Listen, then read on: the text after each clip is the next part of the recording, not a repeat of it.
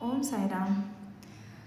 आतापर्यंत आपण असंच ऐकतो की या जगात ईश्वराचे आणि आईवडिलांचे ऋण फेडणे शक्य नाही, हो की नाही?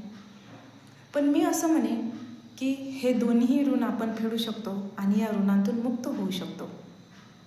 कारण ज्यावेळेस आपण भक्तिमार्गावर चालतो, अनन्यपणे भगवंताला शरण जाऊन त्याची भक्ती करतो आणि मोक्षाला प्राप्त करतो, त्यावेळेस ज्या आई वडिलांचे ऋण आपण आपल्या चामडीचे जोडे करून त्यांच्या पायात घातली तरीही ते फिटू शकत नाही.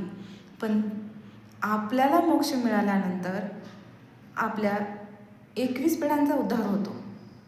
मग आपल्या आईवडिलांचाही उद्धार होणारच. मग जर आपल्या भक्तीने, आपल्या परमार्थ मार्गावर चालल्याने आपल्याला मोक्ष मिळाल्याने जर आपल्या आईवडिलांना मोक्ष मिळाला, त्यांचा उद्धार झाला, तर त्या ऋणातून आपण नक्कीच मुक्त होऊ शकतो.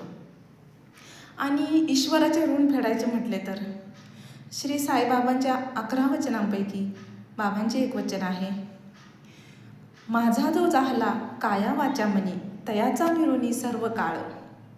म्हणजेच बाबा म्हणतात की जो माझा काया वाचा मनाने अनन्यपणे मला शरण आलेला आहे त्याचा मी ऋणी असतो सर्व काळ, म्हणजे अनंत कालापर्यंत. म्हणजे जर आपण फक्त आपल्या आराध्य दैवतेला अनन्यपणे शरण गेलो, कंप्लीट सरेंडर केला, तर त्या ईश्वराच्या भगवंताच्या ऋणातूनही आपण मुक्त होऊ शकतो, हो की नाही? म्हणजे जे अशक्य आहे तेही शक्य होऊ शकते. फक्त कशातून? तर परमार्थ मार्गातून आणि मोक्ष प्राप्तीमुळे. ओम साईराम.